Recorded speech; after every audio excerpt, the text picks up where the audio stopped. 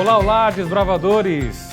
Juntos para mais um estudo. Espero que você esteja animado e empolgado, porque o tema de hoje é um tema muito importante. Nós vamos falar sobre a salvação em Cristo. Esse tema da salvação é um tema assim super interessante para a gente aprender e, sobretudo, para nos ajudar a chegarmos até o céu. Mas antes eu tenho aqui uma curiosidade para compartilhar com vocês. Lá na Indonésia, mora um mergulhador, um senhor chamado Shiva. Ele mora ao lado de um famoso lago chamado Hussain Sagar. Esse é um lago artificial que fica bem no coração ali da cidade onde o Shiva mora. Só que, infelizmente, esse lago, vou mostrar aqui uma imagem para vocês, aí vocês estão agora tendo uma ideia melhor de como é esse lago. Só que, infelizmente, esse lago tem sido o motivo de muitas histórias tristes. Muitas pessoas, especialmente jovens, têm ido até esse lago para se suicidarem. E Shiva, que é um mergulhador, ele ajuda muito a polícia local a resgatar os corpos daqueles que infelizmente praticam suicídio nesse lugar. Só que, ultimamente, o Shiva, esse mergulhador, ele tem se dedicado também a salvar as pessoas antes delas decidirem pular dentro da água, dentro desse lago. Ou até mesmo, uma vez que elas já pularam, ele tenta ali estar atento para salvá-las. Olha o que ele disse numa entrevista à BBC. Já perdi a conta de quantos corpos encontrei, mas salvei 114 vidas. Hoje, em nosso estudo, eu quero apresentar para vocês não apenas um herói, que salvou algumas centenas de pessoas, mas sim um herói que salvou a vida de toda a humanidade. Está curioso para saber quem é? Talvez você já tenha uma ideia, né? Então vamos lá, vamos descobrir que herói é esse. Primeira pergunta aqui do nosso estudo. Quando Adão e Eva se esconderam, depois de pecar, qual foi a reação de Deus? Entenda a pergunta. Não queremos saber a reação de Adão e Eva, mas qual foi a reação de Deus quando eles pecaram? Vamos ver? Olha o que diz aqui o livro de Gênesis, capítulo 3, versos 8 e 9. Ouvindo o homem e sua mulher os passos do Senhor Deus, que andava pelo jardim quando soprava a brisa do dia, esconderam-se da presença do Senhor Deus entre as árvores do jardim. Mas o Senhor Deus chamou o homem perguntando: onde está você? Perceberam bem? Quando os nossos primeiros pais, Adão e Eva, pecaram, então eles sentiram o grande problema do pecado.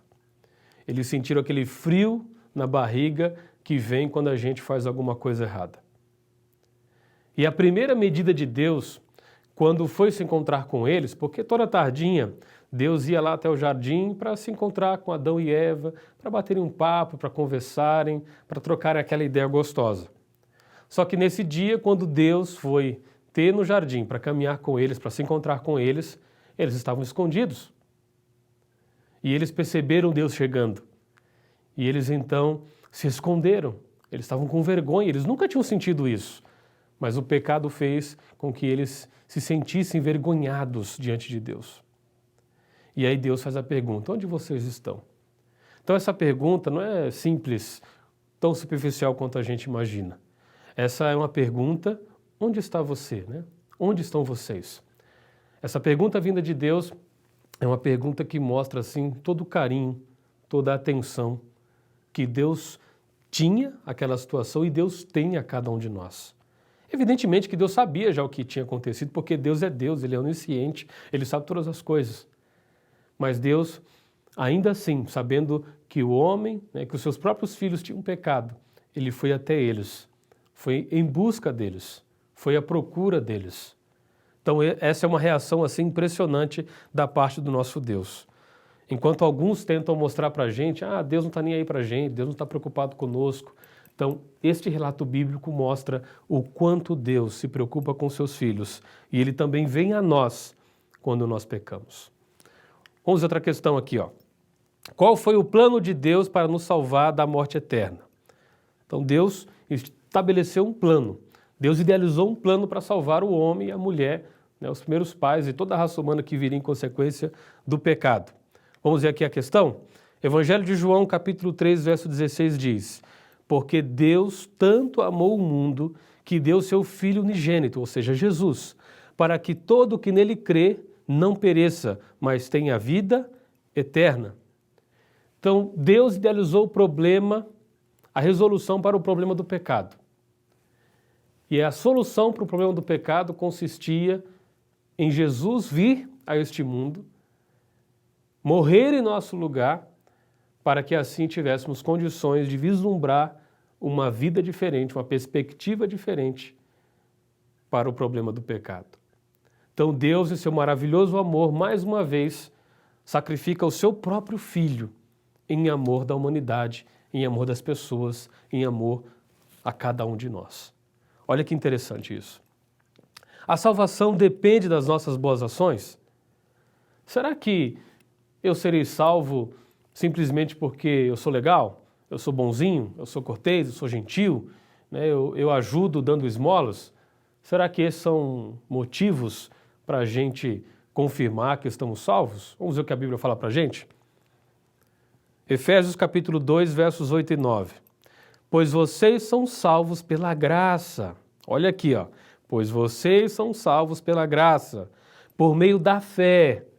E isto não vem de vocês, é dom de Deus, não por obras, ou seja, não por boas ações, para que ninguém se glorie. Então a Bíblia, meu desbravador, minha desbravadora, é muito clara quanto a isso.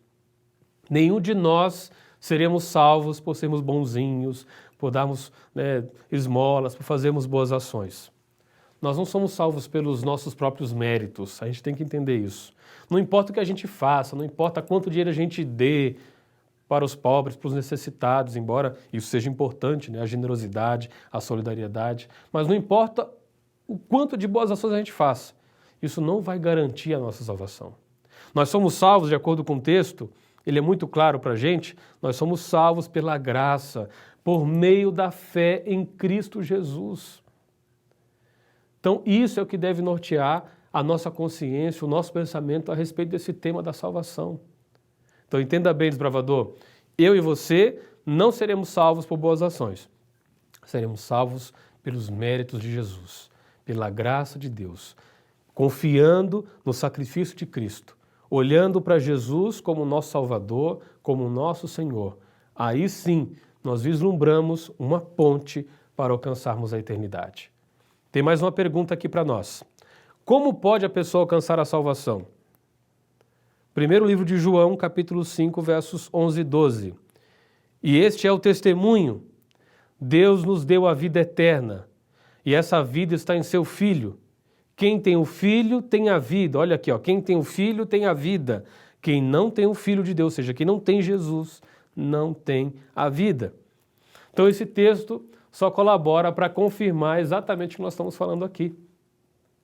A salvação, ela é exclusivamente através de Jesus. Então, para a gente ser salvo, nós precisamos ter o Filho de Deus, precisamos ter Jesus no nosso coração.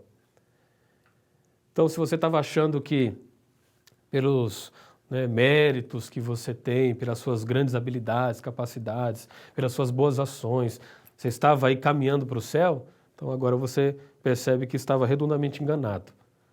A nossa salvação é totalmente pelos méritos de Jesus, exclusivamente pelo sacrifício de Jesus.